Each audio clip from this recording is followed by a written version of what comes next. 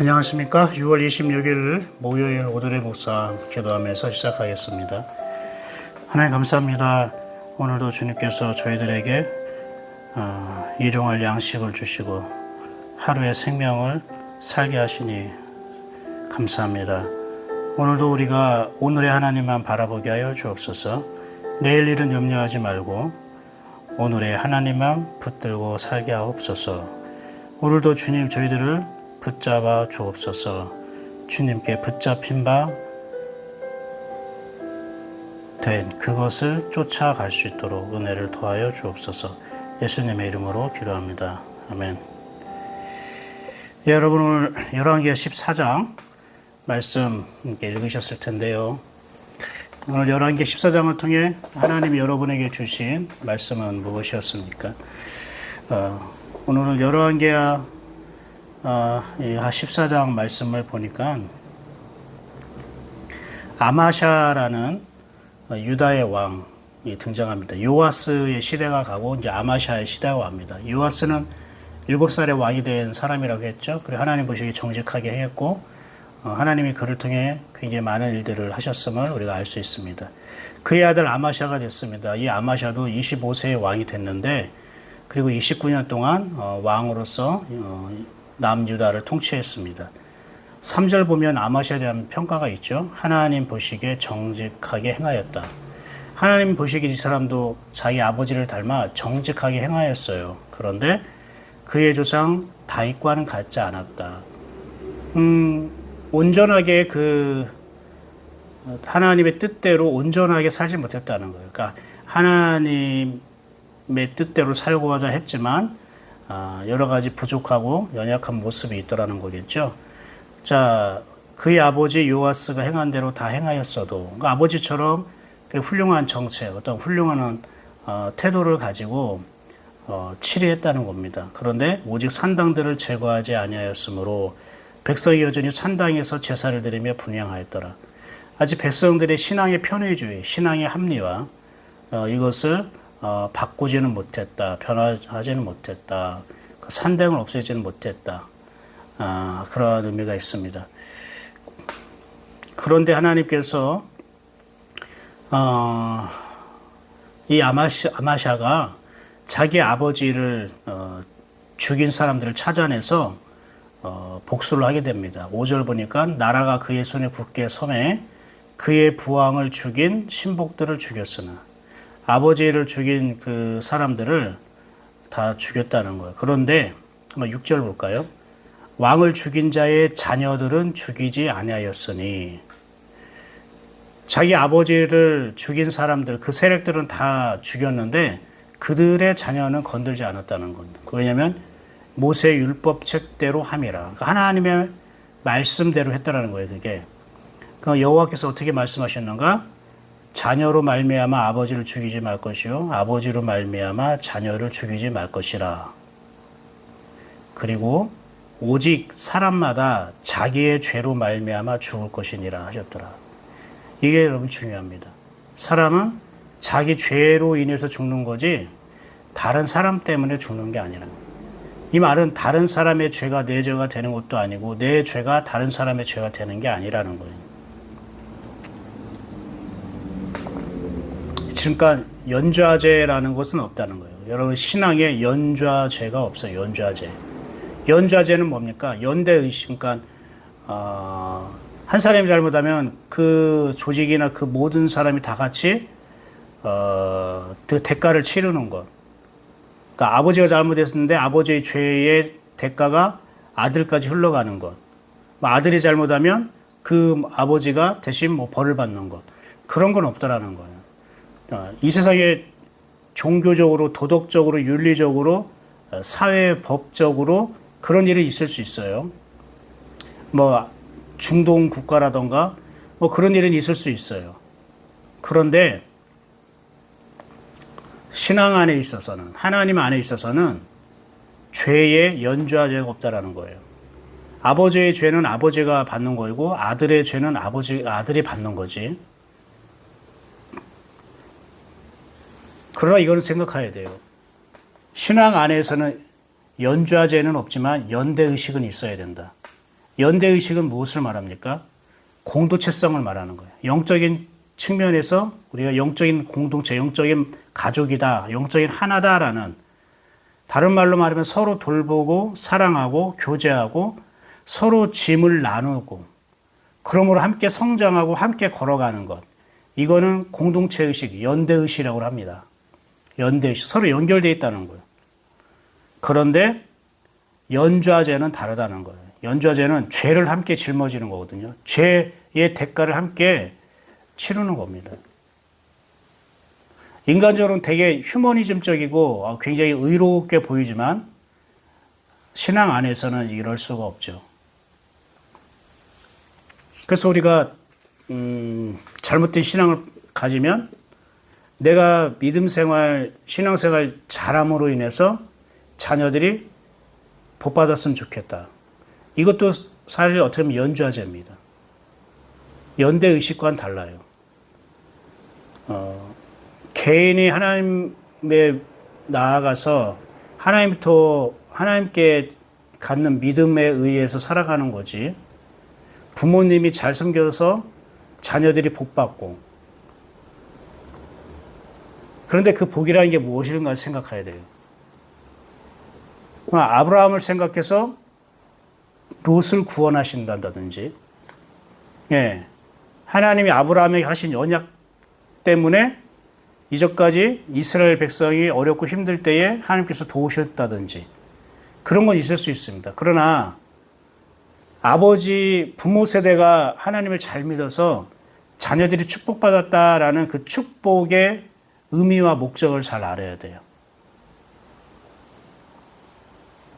그 자녀들이 부모의 믿음으로, 은혜로 복을 받았다 할지라도 그 자녀들이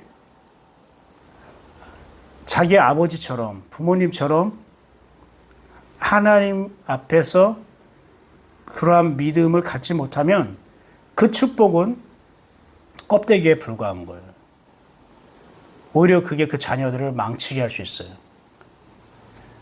부모의 헌신과 섬김과 믿음으로 자녀들이 복을 받았다 라고 말하는 것은 그 자녀들이 부모와 같이 하나님을 모시고 하나님을 믿도록 하기 위한 증거로서 어떤 그러한 은혜의 수단으로서 축복을 허락하신 거지, 부모님이 잘 믿었으니까 자녀가 복 받는다, 그렇게 우리가 비례적으로 생각하면 안 된다는 거예요. 그러면 우리 자녀들은 이런 거예요. 엄마 아빠가 하나님 잘못 믿어가지고 내가 이렇게 지금 힘들잖아요. 이렇게 돼버리는 거예요. 엄마 아빠가 잘 믿어서 제가 복 받은 거예요. 이렇게 돼버리는 거예요. 여러분이 이걸 잘 구분해서 생각해야 되는 거예요. 그러니까 내가 잘 믿어서 자녀가 복 받다, 이런 식으로 생각할 게 아니라 하나님이 나와 관계된 것들을 기억하시고 보호하시고 살펴주시고 인도하시고 지켜주시는 거예요. 나 때문에 그런 거지 내 자녀 때문에 그런 게 아니에요. 그거는 나와 관계된 것들이, 나와 관계된 사람들이 내가 하나님을 바라보는 그 믿음에 이르도록 하기 위해서 그런 은혜를 주시는 거라는 걸 꼭 아셔야 돼요. 안 그러면 우리가 되게 이것이 우상이 될 수가 있고 미신이 될 수가 있다는 거 꼭 기억하시기 바랍니다. 그래서 여러분, 죄는 각자가 지은 대로, 사람은 각자 자기가 믿은 대로, 행한 대로 그 열매를 받게 돼 있는 겁니다. 우리가 신앙 공동체의 연대의식, 공동체성은 가지지만 믿음의 분량, 믿음의 결과, 믿음의 대가는 각자 그것을 받아야 된다는 걸 꼭 기억하시기 바랍니다. 근데 여기서 이제 아마샤가 하나님이 원하지 않는 일들을 택합니다. 그게 뭐냐면 에돔 사람을 죽이고 또 셀라라는 어떤 땅을 자기가 취하고 뭔가 자기 세력이 확장되고 나라의 영토가 넓어지는 어떤 그러한 은혜를 받습니다. 그때 아마샤가 이스라엘 왕 요아스에게 뭐라고 얘기하면 우리가 서로 대면하자. 8절 보세요. 오라 우리가 서로 대면하자. 대면한다는 거는 서로 만나고 교제하자는 게 아니라 싸우자는 거예요. 이왕 북이스라엘까지 우리가 정복하자. 그리고 통일시키자. 하나가 되자. 왜? 솔로몬 시대 이후로 나라가 두 개로 남북으로 나눠졌잖아요. 그러니까 이게 남유다에 있는 왕이 자기가 힘이 있고 그 당시에 강대 국가인 에돔까지 물리쳤는데 야, 이 정도면 우리 북이스라엘도 우리가 싸워 이겨서 우리가 합하자. 하나가 되자. 이제 무력으로 통일을 이루겠다는 거. 무력으로 통일을 이루겠다는 거. 그런데 요아스가 북이스라엘 왕 요아스가 뭐라고 합니까? 어떤 비유를 들어요. 레바논 가시나무가 레바논 백향목에 정가를 보내요. 네 딸을 내 아들에게 줘 아내로 삼게 하라 했더니 레바논 들짐승이 지나가다 그 가시나무를 짓밟느니라. 무슨 말이냐면 아마시아 왕 당신은 교만해졌다. 에돔 왕도 이기고 좀 네가 힘이 세졌더니 같은 형제 국가인 북이스라엘까지 네가 정복하려고 하느냐? 그래서 10절 보세요. 네가 에돔을 쳐서 파였으므로 마음이 교만하였으니 스스로 영광을 삼아 왕궁에나 내 집으로 돌아가라. 어찌하여 화를 자취하여 너희 유다와 함께 망하고자 하느냐. 뭐라고 하면 마음이 교만하여졌다라고 말하는 거예요. 우리 어제 수요 예배 때에 교만에 대해서 나눴죠. 교만은 뭐라고요? 하나님이 보게 하는 걸 보지 못하게 하는 게 교만인데 이 교만은 바로 내가 알아. 자기가 안다는 거예요.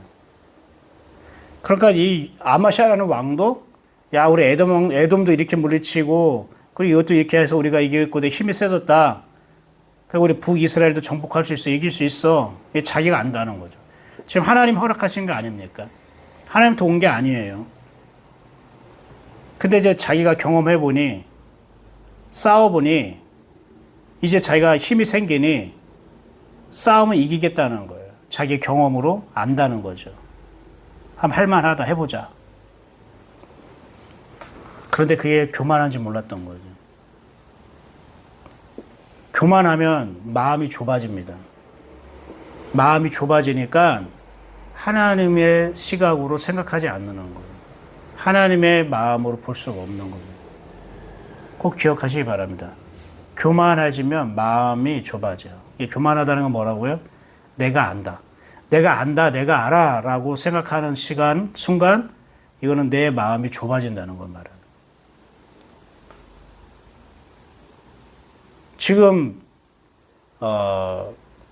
어떤 일이냐면은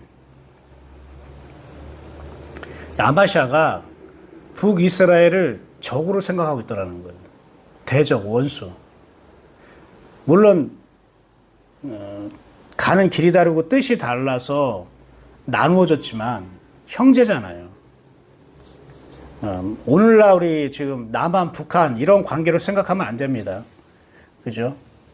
남한, 북한으로 생각하면 안 돼요. 우리는 서로가 어떻게 보면 총을 뿌리를 겨누고 있는 어떤 적인 관계일 수 있잖아요. 같은 동포고 민족이지만 어떻게 보면 총을 겨누고 있는 적일 수도 있잖아요. 그런데 지금 북이스라엘과 남유다는 그러한 관계가 좀 다르다는 거예요. 같은 민족이고 형제예요. 하나님을 믿고 있단 말이에요.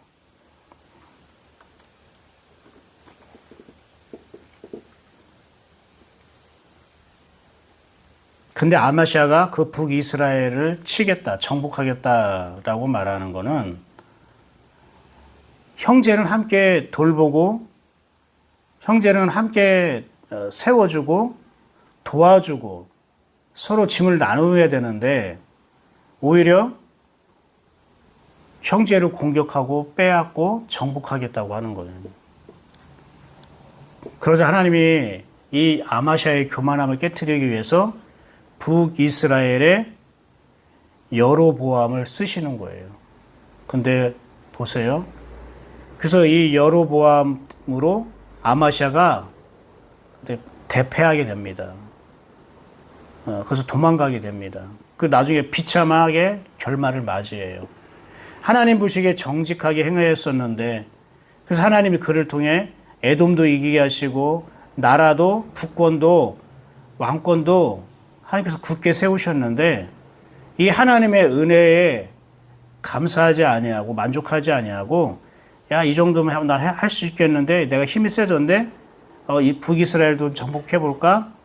교만한 마음을 갖게 되는 거예요. 교만한 사람을 하나님이 낮추시고 하나님께서 꺾으신다고요. 근데 그걸 북이스라엘 여로보암 왕을 통해서 이 아마샤의 교만함을 꺾으십니다. 근데 26절 볼까요? 이는 여호와께서 이스라엘의 고난이 심하여 매인자도 없고 노인자도 없고 이스라엘을 도울 자도 없음을 보셨고, 27절 여호와께서 또 이스라엘의 이름을 천하에서 없이 하겠다고 아니하셨으므로 요아스의 아들 여로보암의 손으로 구원하심이었더라. 예. 그런데 이 여로보암이 하나님이 도와줬더니 여로보암의 손으로 구원하게 하시겠다. 여호와께서 이 이스라엘을 도우셨다는 거예요. 그런데 이 여로보암이 하나님 보시기에 정직하게 행했느냐? 그것도 아니에요. 24절 보세요. 여호와 보시기에 악을 행하여 이스라엘에게 범죄하게 한 느밧의 아들 여로보암의 모든 죄에서 떠나지 아니었더라. 그러니까 이 여로보암, 북이스라엘의 여로보암 왕도 초대 왕인 여로보암, 이름은 같아요. 초대 왕의 여로보암의 길로 갔다는 거예요. 악한 길로 행했다는 거예요. 그런데 왜 이 여로보암을 통해서 하나님께서 일하셨습니까? 여로보암이 좋아서가 아니라 아마샤의 교만을 꺾기 위해서, 아마샤의 교만을 낮추기 위해서 이 여로보암을 쓰신 거예요. 그 하나님이 그냥 긍휼인 거예요. 여로보암이 하나님 보시기에 정직하게 행하지 않고 악을 행하였는데, 그럼에도 불구하고 하나님이 이 이스라엘을 도우시고 여로보암을 통해 그 이스라엘의 영토와 주권을 회복하시고 유다 왕 아마샤의 교만함을 꺾었다는 거예요. 다른 말로 말하면 여로보암은 그냥 하나님의 불쏘시개라는 거예요. 불쏘시개는 뭐예요? 불을 막 지피고 막 타오르게 할 때에 이 불쏘시개는 어떻게 합니까? 남으면 점점 이것도 타들어가죠. 결국은 불쏘시개가 어디 다 쓰고 나면 어떻게 돼요? 그 화롯불에 들어가는 거예요. 던져지는 거예요. 다 써버린 불쏘시개는 버려지는 거예요. 불과 함께 사라지는 거예요. 그게 바로 여로보암이에요. 그러니까 여로보암도 겸손해야 되는 거예요. 와, 하나님이 나를 쓰셨네? 그 좋아할 게 아니라, 아, 내가 혹시 불쏘시개 되는 거 아니야? 여러분도 이걸 잘 생각해 보세요. 하나님이 나에게 은혜를 주는 것 같고 축복을 주는 것 같고 잘 나가게 하는 것 같아. 정말 그게 은혜의 축복인지 아니면 그냥 불쏘시개로 사용하는 건지, 그냥 하나님의 어떤 일을 하기 위해서, 하나님의 어떠한 뜻을 성취하기 위해서 잠깐 나를 불쏘시개처럼 쓰는 거라면 그건 축복이 아니라 저주죠. 그러니까 여러분, 하나님께 쓰임 받는다. 하나님 나에게 어떤 축복을 주셨다. 하나님이 나를 통해 어떤 일을 하신다라고 생각할 때는 이 두 가지를 생각해야 돼요. 하나님이 나의 믿음의 반응을 통해 하나님 일하시는 건지, 나를 불쏘시개처럼 사용하는 건지. 하나님이 쓰신다고 여러분이 다 좋아하면 안 된다는 거예요. 중요한 건 내가 그만큼 달라지고 변화되어진 하나님과 가까워지는 게 중요한 거예요. 하나님이 나를 통해 일하셨는데, 나를 쓰셨는데 내가 달라지는 것도 없고 하나님과 가까워지는 게 없다면 그건 내가 불쏘시개예요. 근데 하나님이 나를 통해 일하셨다. 나를 쓰셨다.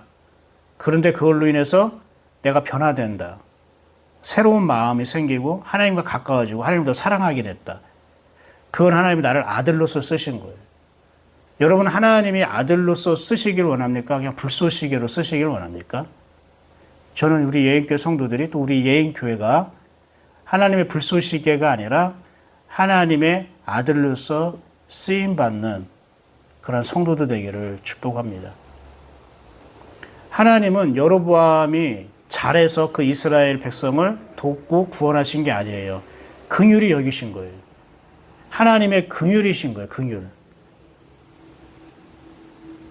그런데 여로보암 왕은 자기가 능력 있고 똑똑한 줄 알아요. 자기가 아는 줄 알았다는 거죠.